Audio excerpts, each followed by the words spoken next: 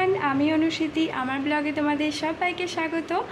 তো এখন বিকেল 5টা মতো বাজতে চলেছে। আমি রেডি হয়ে গেছি। আমরা চললাম আজকে দার্জিলিং। তো আজকে আমরা বেরোচ্ছি, মানে ওই 8-8:30টার সময় ট্রেন আছে শিয়ালদা থেকে। তো আমি রেডি হয়ে গেছি, এদিকে শানিও রেডি হয়ে গেছে, আমাদের লাগেজও রেডি হয়ে গেছে।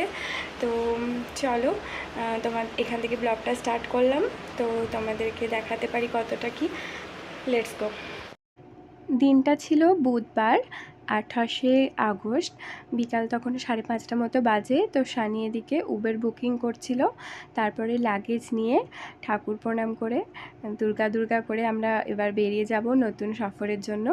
তো চলো, উবেরও চলে এসেছে। তো আমরা এবার যাই, প্রণাম করে নিলাম ঠাকুরকে তার আগে।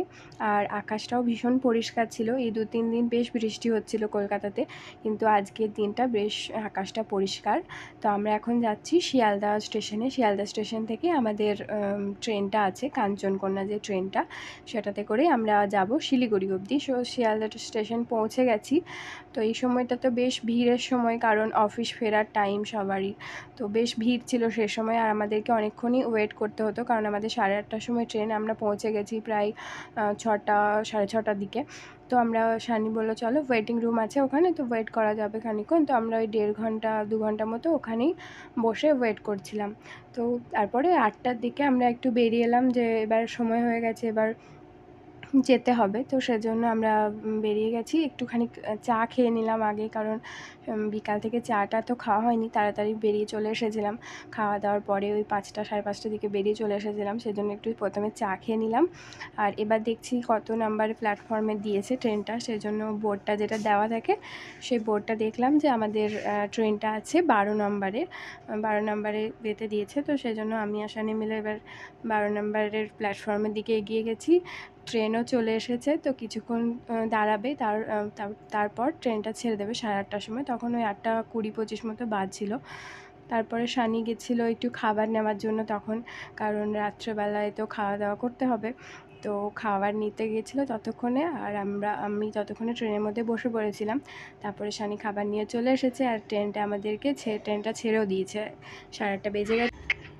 আমাদের কাঞ্চনকন্যাতে 2 টায়ারের মধ্যে, এসি 2 টায়ারের মধ্যে বুকিং ছিল। তো এখন ওই 8:45 মতো বাজে। তো রাত্রেবেলাতে সেরকম আর ভিডিও করব না, কারণ খুব একটা তো তোমাদের ভিউ দেখাতে পারবো না। সেজন্য ওই 9টা 9:30টার দিকে আমরা ডিনারটা সেরে নেবো। শানি স্টেশন থেকে ওখানে রুটি আর চিকেন নিয়ে চলে এসেছিলো। তো আমরা তাড়াতাড়ির মধ্যে খাওয়া দাওয়া করে শুয়ে পড়বো। ব্ল্যাঙ্কেটও দিয়ে চলে গেছে। তো সকাল মানে রেস্ট করে রাত্রেবেলা এখন সকাল ওই 7:30 মতো বাজে। আমরা ওই 8টা 8:30টার দিকে শিলিগুড়ি স্টেশনে পৌঁছে যাব। একটু ট্রেনটা লেট ছিল, কিন্তু ট্রেনটা বেশ মেকআপও করে দিয়েছে, একদম ঠিক টাইমের মতো মনে হয় পৌঁছাবে। তারপর সকাল সকাল একটু লেবু চা দিয়ে সকালটা শুরু হলো, কারণ সকালে একটু তো চা খেতে মন হয়। আর এদিকে একটা আন্টি আর আঙ্কেলের সাথেও পরিচয় হয়ে গেছিলো। ওনাদের সাথে কথা বলতে বলতেই সময়টা বেশ ভালোই কেটে গিয়েছিলো ট্রেনের মধ্যে। কেউ থাকলে ভালো হয়, মানে কথা বলতে একটু টাইম পাস হয়ে যায় আর কি। তো বেশ ভালো লেগেছিলো কথা বলে বলে। আর এবার আমাদের এবার নামার পালা। তো খানিকক্ষণ একটু বসেছিলাম, তারপরে এবার ওই শিলিগুড়ি স্টেশনে পৌঁছে যাব। তখন ওই 8:15-20 মতো বাজে। তো চলো শিলিগুড়ি স্টেশন পৌঁছেও গেছে এতক্ষণে। আর এবার আমরা একটুখানি প্রথমে ব্রেকফাস্ট সেরে নিই, কারণ এবার গাড়িতে উঠলে পরে প্রায় 2.5-3 ঘন্টার মতো জার্নি আমাদের, দার্জিলিং পৌঁছাতে টাইম লাগবে। সেজন্য প্রথমেই আগে একটুখানি পুরি আর ঘুগনি দিয়ে ব্রেকফাস্টটা সেরে নিলাম। এই যে এইখানেই ওই মা লক্ষ্মী যে হোটেলটা ছিল সেখানেই। আর এবার আমরা একটা গাড়ি বুকিং করে আমরা শেয়ারে যাইনি, আমরা বুকিংই করে নিয়েছিলাম, কারণ শেয়ারে একটু টাইম লাগছিল। সেজন্য শানি বুকিংই করে নিয়েছিল গাড়িটা। তো কিছুক্ষণ পরই শহরের কোলাহল ছেড়ে আমরা সবুজ পাহাড়ের দিকে এগিয়ে চললাম।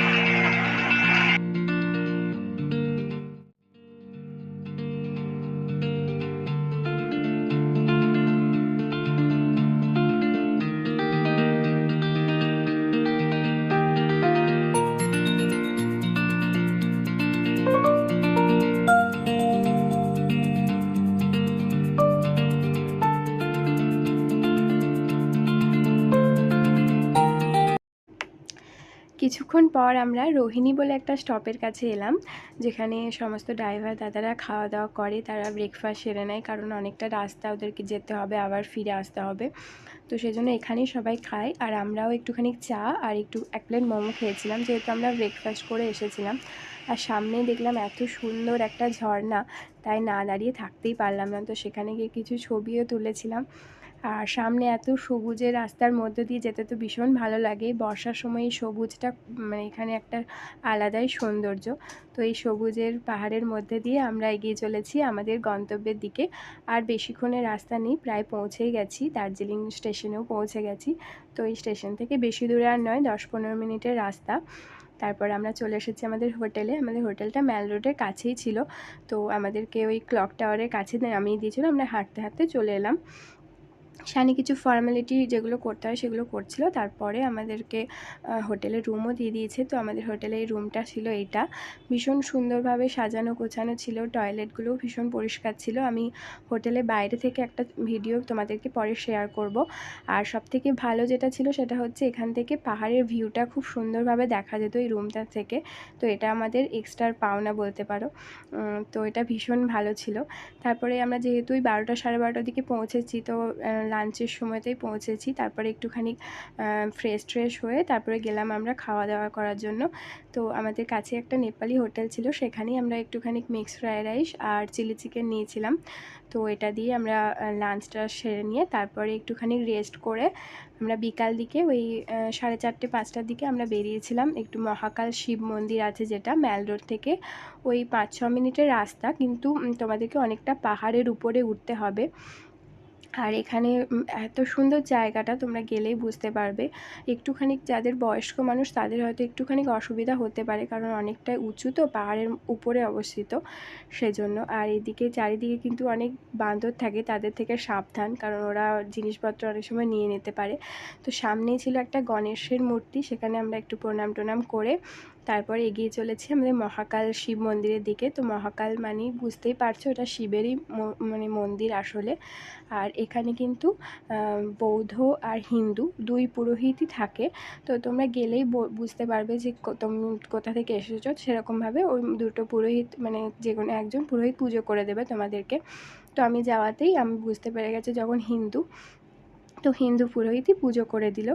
আর চারিদিকে খুব সুন্দর নিরিবিলি একটা পরিবেশ, ভীষণ ভালো জায়গা, তোমরা অবশ্যই যাবে গেলে পরে। তারপরে চারিদিকে ওই রঙিন পতাকা ঝুলছে, বেশ ভালো লাগে দেখতে ওটা। আর এটা তো তোমরা সবাই জানো, এটা হলো একটা বৌদ্ধদেরই, তিব্বতীয় বৌদ্ধদেরই একটা মন্ত্র লেখা থাকে, যেটা ওদের মানে শুভ প্রতীক আর কি। তারপরে আমরা গেছিলাম একটু ওই এখানে হচ্ছে কাঞ্চনজঙ্ঘাটা ভীষণ ভালো দেখা যায় এখান থেকে, যখন মানে আবহাওয়া ভালো থাকে, রোদ ঝলমলে দিন থাকে। আমরা তো বিকালে গেছিলাম, তো সেই জন্য খুব একটা ছিল না তখন রোদ। তারপরে গেলাম একটু ক্লক টাওয়ারের দিকে, আর তারপরে সন্ধ্যাবেলা একটুখানি ম্যাল রোডটা ঘুরে এলাম। এই মূর্তিটা হচ্ছে ভানু ভক্ত আচার্যের মূর্তি, যেটা কবি ছিলেন, নেপালি বিখ্যাত কবি। তিনি কিন্তু মানে রামায়ণটা নেপালি ভাষাতে মানে লিখেছিলেন, সংস্কৃত যেটা ছিল সেটা নেপালি ভাষায় অনুবাদ করেছিলেন আর কি। আর এই ম্যাল রোডটা তো সবাই জানো, চারিদিকে প্রচুর দোকানপাট আছে। তারপরে আমরা রাত্রেবেলা মহাকাল যে রেস্টুরেন্টটা আছে, বাঙালি রেস্টুরেন্ট, সেখানে গেছিলাম খাওয়া দাওয়া করতে। তো আমি এগ থালি নিয়েছিলাম আর শানি নিয়েছিল চিকেন থালি। তারপরে খাওয়া দাওয়ার পর তো খাওয়া দাওয়া তো হয়ে গেছে, এবার আমরা চললাম হোটেলের দিকে। তো চলো, ব্লগটা কেমন লাগলো অবশ্যই জানাবে, আর চ্যানেলটাকে প্লিজ সাবস্ক্রাইব করবে, লাইক করবে, কমেন্টস করবে, আর শেয়ার করতে ভুলবে না। টাটা।